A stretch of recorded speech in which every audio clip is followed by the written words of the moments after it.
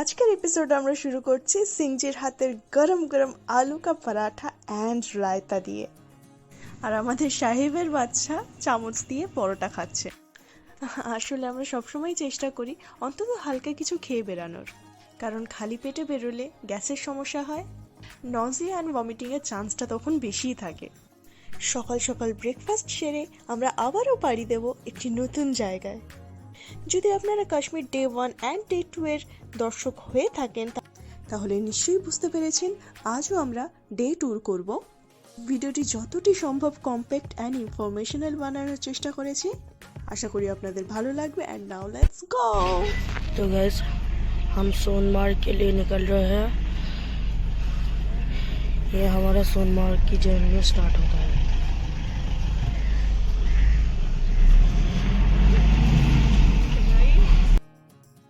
ভেবেই মজা লাগছিল যে আমরা পরের দিন শিকারায় উঠবো, সাথে পুরো শ্রীনগর ঘুরবো। যাই হোক, আজ আমরা যাচ্ছি সোনমার্গ। জেনেই তো গেছেন, শ্রীনগর টু সোনমার্গ ডিস্ট্যান্স হলো নিয়ার অ্যাবাউট 80 কিলোমিটার, আর আমাদের যেতে 3 ঘন্টা মতো সময় লেগেছিল। আমরা আগেই জেনেছি গুলমার্গ শব্দের অর্থ ফুলের বাগান, আর দেখেওছি, তাই না? তাহলে কি ভাবছেন সোনমার্গ মানে অনেক সোনা পাওয়া যায়? ঠিক ধরেছেন, একসময় পাওয়া যেত। নদীর স্রোতের সাথে এককালে সোনা বইত। ইতিহাসের পাতায় এই জায়গার আরও একটি অঙ্গ হলো, এটি ছিল সিল্ক রোডের সদর দরজা, যেটা কাশ্মীর থেকে চায়নাকে যুক্ত করত। যাই হোক, সোনমার্গে গাড়ি যেই পর্যন্ত যাবে সেখানে থেকে অনেক জায়গাতেই যাওয়া যায়। মেইন অ্যাট্রাকশন হলো থাজওয়াস গ্লেশিয়ার। গ্লেশিয়ার মানেই বুঝতে পারছেন প্রচুর বরফ পাওয়া যাবে। তবে হ্যাঁ, সেখানে কিন্তু ট্রেকিং বা হর্স রাইড গাড়ি যাবে না। सिंधु नदी नमस्ते। আমরা সিন্ধু নদীর পাড়ে ফেরার সময় দাঁড়াবো। আর একটি ভীষণ সুন্দর জিনিস এখানে লক্ষ্য করলাম, এখানে ড্রেন বলে কিছু নেই।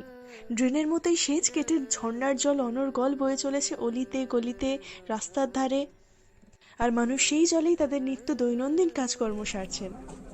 সোনমার্গে গাড়ি এই পর্যন্তই আসবে, আর আপনারা এখান থেকে যেখানেই যান গাড়ি করুন বা ঘোড়া করুন, কাশ্মীরের অন্যান্য জায়গার মতো এখানেও same rule, no fixed rate. So আপনাদের সাথে একজন ভালো বার্গেনার কিন্তু অবশ্যই রাখবেন। বাবা ডিসাইড করলেন আমরা 0 পয়েন্ট যাব।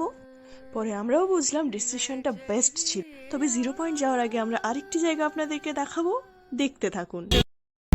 The last village of Kashmir। আমাদের গাড়ি সোনমার্গে যেই পর্যন্ত এলো, যে গ্লেশিয়ারের কথা বললাম সেটা বিপরীতে, এবং আমরা যেখানে যাচ্ছি সেটি বিপরীতে। পেহেলগামে হর্স রাইড এক্সপিরিয়েন্স একবার হয়ে গেছে, তাই আমরা ওটাকে আর প্রেফার করিনি। আর যেহেতু 0 পয়েন্ট একটা হিমালয়ান ডিজার্ট ঘেঁষা এলাকা, তাই সেটা আমাদের ট্যুরে একটা ভালো ভ্যারাইটি এনেছিল।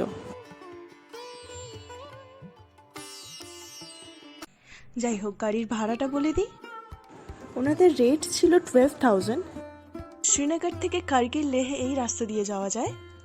And we are going to Jojila Pass, which is one of world's most dangerous roads.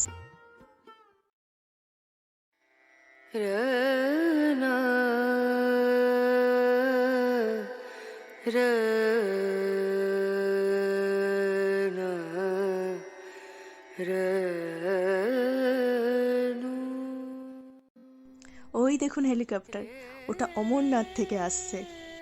আমরা এখন দাঁড়িয়ে আছি বালতালে। নিচে এই জায়গাটি দেখতে পাচ্ছেন, এখানে যে টেন্টগুলো আছে, যাত্রীরা রাত্রে এই ট্রেনগুলিতেই স্টে করেন এবং পরের দিন ভোরবেলা ট্রেকিং এর জন্য রওনা হন। या पालकी या जिसका प्लान हुआ पैदल चलने का, सुबह 4 बजे वो यहाँ से जाता है, इस रास्ते से होते हुए इससे इस पहाड़ की बैक साइड ऊपर अमरनाथ है जहाँ दर्शन करने जाते हैं। यहाँ से 15 किलोमीटर। বাবা এবং মা অনেককেই ভিডিও কলে ভিউ দেখালেন। তবে হ্যাঁ, মনে রাখবেন কাশ্মীরে কিন্তু পোস্টপেড সিম ছাড়া চলে না, কোনো নেটওয়ার্ক থাকে না। অমরনাথের দোরগোড়া থেকে ফিরে আসা কত কষ্টের বুঝতেই তো পারছেন। মা তো বাবাকে বলেই ফেললো প্ল্যান চেঞ্জ করো, চলো অমরনাথেই যাই।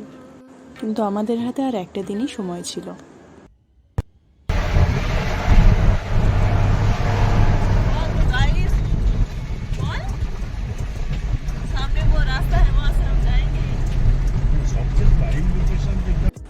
আমরা সারাটা রাস্তা বকে বকে গিয়েছি।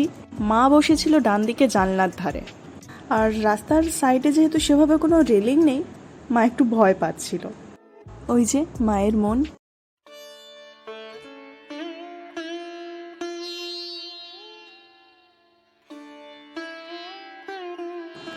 এই যে রাস্তার উপরে থেকে বয়ে চলা ঝর্ণাগুলো এখন হয়তো দেখতে ভালো লাগছে, বাট কোনো কারণে যদি সিজন খারাপ থাকে তাহলে অবস্থাটা বুঝতেই পারছেন। Zojila pass is also called the mountain pass of blizzards. Heavy স্নোফলের জন্য মিড অক্টোবর থেকে মার্চ এপ্রিল পর্যন্ত এই রাস্তা সম্পূর্ণ বন্ধ থাকে।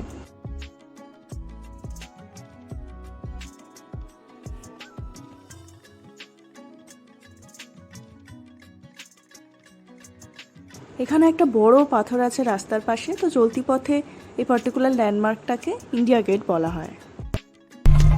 So we just crossed the India Gate.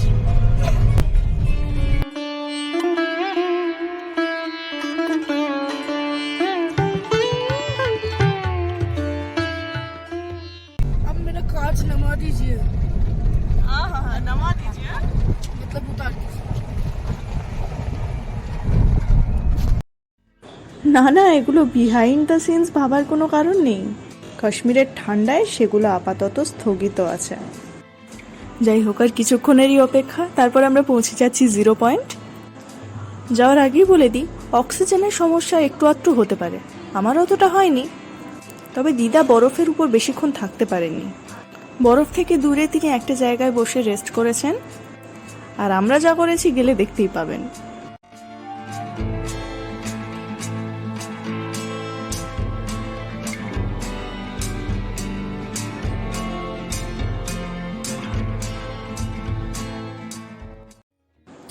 আর কিছুক্ষণের মধ্যেই আমরা পৌঁছে যাব, কিন্তু ওই যে গন্তব্যেই চাই যেতে যে শিখর ডেকেছে, পথের মাঝেই ধায় কোথা মন ধুলায় মেতেছে। এত অপূর্ব প্রাকৃতিক সৌন্দর্য যে মনে হয় যাত্রাটা আরেকটু লম্বা হোক।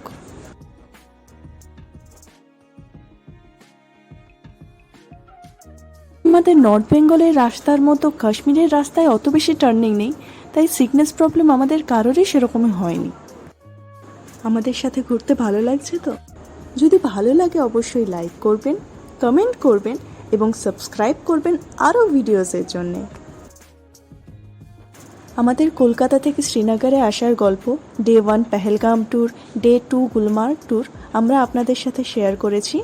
সেই সমস্ত ভিডিওর লিঙ্ক ডেসক্রিপশনে দেওয়া রইল। এবার আসুন এই প্রাকৃতিক সৌন্দর্য উপভোগ করতে করতে আমরা যাই 0 পয়েন্ট।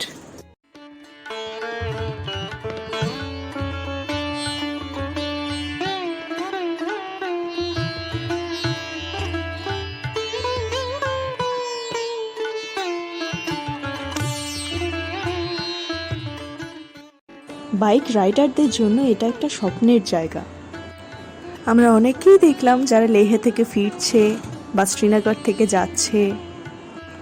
তবে এই তৃতীয় দিনে আরেকটি জিনিস বুঝলাম, কাশ্মীর ঘোরার জন্য একটা ট্যুর যথেষ্ট নয়।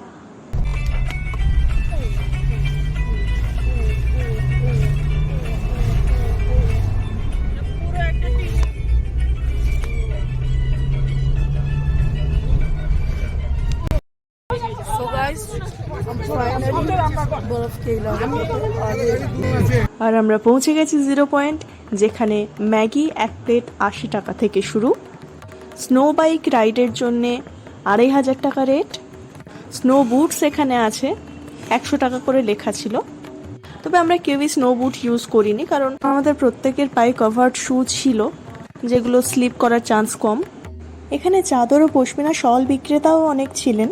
তবে নেক্সট ডে যেহেতু ঈদ ছিল, গুলমার্গের মতো অত বিক্রেতা এখানে ছিল না। আমি আর ভাই বরফের উপর অসংখ্য বার পড়েছি। বরফে পড়লে আঘাত লাগে না, কিন্তু জামা কাপড় অবশ্যই ভিজে যাবে। অ্যান্ড উই রিয়েলাইজড আমাদের এক্সট্রা ড্রেসেস ক্যারি করা উচিত ছিল।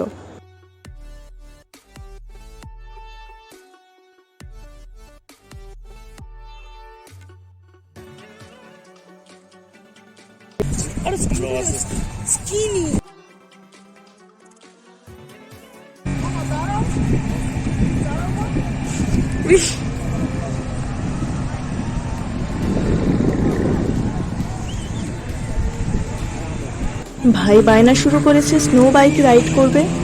আর ওদের কথা হতে হতে আমি চলে এসেছি অর্ধেক পথ। আসলে এই জায়গায় ভিড় সব থেকে বেশি, কারণ উপরে একটি ঝর্ণা আছে, সবাই কাছ থেকে দেখতে যাচ্ছে। Seriously I am too much tired. ये बहुत खड़ाई है, यहाँ से आप बाइक ले लो तो ही बेहतर है, मैंने यही फील किया। If you don't have a supporter. আসলে প্রথমে ভেবেছিলাম ব্লগগুলো হিন্দিতেই আপলোড করব, তারপর বাবা বলল না, বাংলাতে করো। আর একটা মজার গল্প হলো, আমরা যে ভিডিওগুলো ইউটিউবে আপলোড করব সেটা আমরা ডে 3তেই ঠিক করেছিলাম। আর এই সুন্দর প্ল্যানটা ছিল আমার ভাইয়ের। আমরা কিছু পাহাড়ি রাখালও দেখলাম, কাঠের তৈরি স্কিং বোর্ড, ট্রেকিং পোল নিয়ে আসেন তারা, তাই সেসবগুলো এখানে অ্যাভেলেবেল পাবেন। কিরীট ধারিণী তুষার শৃঙ্গে সবুজে সাজানো তোমার দেশ। এখানে দাঁড়িয়ে এই বিশাল পাহাড়ের হৃদস্পন্দন অনুভব করার জন্যে চোখ বন্ধ করারও প্রয়োজন হয় না। बाबू ताका।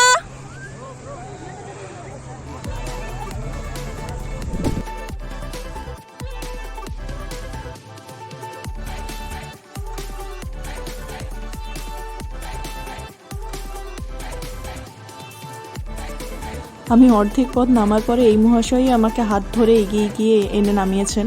আর যে অর্ধেক পথ আমি নেমেছি, বরফের মধ্যে দিয়ে স্লিপ কাটা ছিল, তো সেখানে দিয়েই বরফে স্লিপ চড়েই আমি নেমেছি। তারপরে কিছুটা হেঁটে নামার পরে বুঝলাম যে বরফে ওঠা যত সহজ বা পাহাড়ে ওঠা যত সহজ, নামাটা অত সহজ নয়। তারপরে আমি মাকে চিৎকার করে ডাকতে শুরু করলাম, মা ভাইকে পাঠালো।